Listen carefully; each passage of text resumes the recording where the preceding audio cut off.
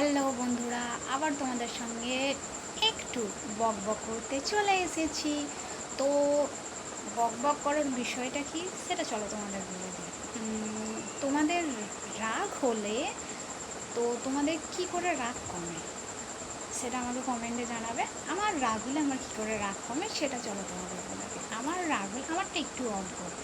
আমার যদি খুব রাগ হয়, আমার সামনে আমার ফেভারিট পেয়ারা মাখা, মাজা আর কিটক্যাট চকলেট, আইসক্রিম, এগুলো যদি আমার সামনে এনে ধরে, আমার মিনিটের মধ্যে আমার রাগ গলে জল হয়ে যাবে। আরও অনেক কিছু আছে লিস্টে, সেগুলো সেগুলো পরে পরে বলবো।